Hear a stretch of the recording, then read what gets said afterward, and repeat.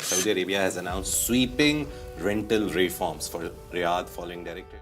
September 25, 2025. Saudi Arabia froze rent increases in Riyadh for 5 years. Think about how insane that is for a second. This was not a collapsing country. This was the Gulf's great success story. The country of giga-projects, sovereign wealth, Formula One, boxing, tourism, and endless promises about the future. And yet, the government still had to step in and tell landlords in the capital, enough.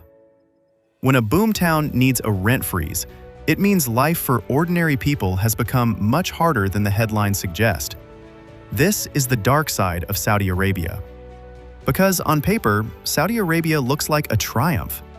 Vision 2030 says Saudi home ownership has climbed from 47% in 2016 to 65.4% in 2024.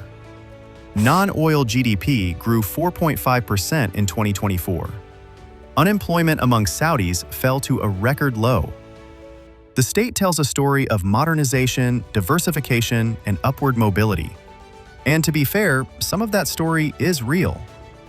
But if you actually want to live in the country's new center of gravity, especially Riyadh, the lived experience is a lot more brutal.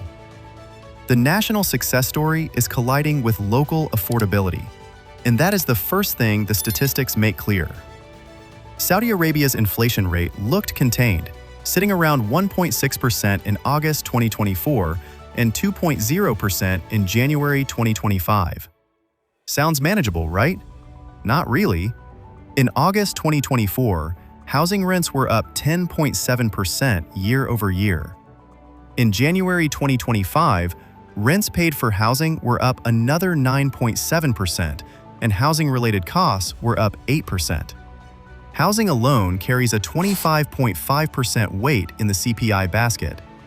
So yes, the headline inflation number was low, but if the part of the basket that actually determines whether you can live near your job is rising near double digits, low inflation is statistically true and socially false. Now, pair that with what households actually earn and spend. Official 2023 Saudi data showed average monthly disposable income for Saudi households at 18,056 Saudi riyals. Median Saudi household disposable income was much lower, just 13,655 Saudi riyals. At the same time, average monthly consumption spending for Saudi households was already 16,028 Saudi riyals. In other words, even before another round of rent spikes, a huge share of household income was already spoken for. There was not a lot of cushion. And once rent starts surging in the one city that increasingly matters most, that cushion disappears fast. Some people will say this is just a Riyadh problem, but that misses the point. In Saudi Arabia, Riyadh is increasingly the problem, because Riyadh is increasingly the country's economic filter. The capital is being deliberately transformed into the main hub for business, finance, administration, events, and high-end services. Knight Frank projects Riyadh's population rising from 7 million in the 2022 census to 9.6 million by 2030, including 1.85 million more expats. It estimates demand for roughly 220,000 additional homes for Saudi nationals by 2030, and around 305,000 by 2034. That is before you fully account for the extra housing demand generated by the incoming expatriate workforce. And that demand shock is not some accident. It is policy. Reuters reported that from January 2024, international firms wanting Saudi government contracts had to place their regional headquarters in the kingdom, with Riyadh as the obvious destination. By February 2025, Knight Frank said around 600 companies had announced plans to establish regional headquarters in the capital, already beyond the original 2030 target of 480. At the same time, Riyadh's Grade A office market was running at 98% occupancy, with rents up 23% year over year in Q1 of 2025. If offices are that full and firms are still pouring in, what do you think happens to apartments, villas, furnished units, and everything around them? They get repriced upward, fast. To be clear, Saudi Arabia is building. Riyadh added 49,400 housing units in 2024, bringing the city's total stock to around 1.4 million homes. But even with that, apartment prices in Riyadh still rose by roughly 10% in 2024. Villa prices rose 6.3%, and some neighborhoods saw much bigger jumps. Knight Frank explicitly says affordability issues are already pushing households toward apartments. That is what a city looks like when supply is coming, but not fast enough, not cheaply enough, and not in a way that fully offsets a state-created concentration of jobs, firms, and capital.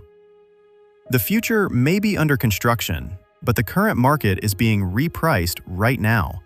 And yes, many people will blame foreigners. They are not entirely wrong. More firms, more expats, more executives, more service workers, and more construction labor absolutely mean more housing demand. But stopping the analysis there is lazy. The deeper truth is that Saudi Arabia built a model that funnels prestige, investment, and opportunity into one city, and then acted shocked when that city became too expensive for normal people. Riyadh is not overheating by coincidence. It is overheating by design. The state wanted a global hub. Global hubs come with global city prices. The problem is that the incomes of ordinary households do not automatically become global city incomes just because the skyline gets taller. This is where the labor market story becomes so important. Because on the surface, the labor market looks fantastic. Saudi unemployment fell to 7.0% in Q4 of 2024, and then to a record low of 6.3% in Q1 of 2025. That is a real achievement. But then you look underneath the headline. In Q1 of 2025, unemployment among Saudi women aged 15 to 24 was still 20.7%. For Saudi men aged 15 to 24, it was 11.6%. And in the same report, GASTAT said 94.8% of unemployed Saudis were willing to accept private sector jobs. That matters. It tells you this is not simply a story about people refusing to work. It is also a story about what work actually provides. Because Saudi Arabia still has a dual labor market. The IMF noted that private sector employment hit a record high by the end of 2023, but non-Saudis still formed the majority of that sector, while the Saudi share only moved from 20% in 2019 to 22% in 2023. So the kingdom is creating jobs, yes, but much of the growth is still happening inside a structure built around expatriate labor, lower-cost service work, construction, hospitality, and retail. That can reduce unemployment. It does not automatically create the kind of income ladder that makes life in an increasingly expensive Riyadh feel secure for Saudi families. And this is the real contradiction at the center of Saudi Arabia today. The kingdom is becoming more dynamic, more visible, and more economically active.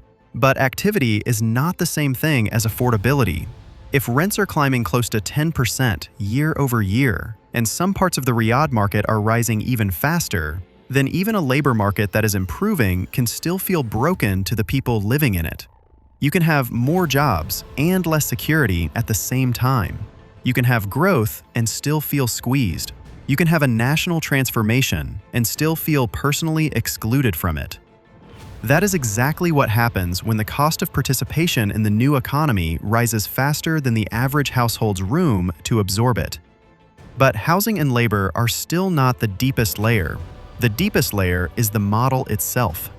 In 2024, Saudi Arabia's official real GDP growth came in at 1.3%. Non-oil activities grew 4.3%, but oil activities fell 4.5%, dragging down the headline number. The fiscal balance was negative 2.5% of GDP in 2024, and the IMF projected it to widen to 4.0% in 2025.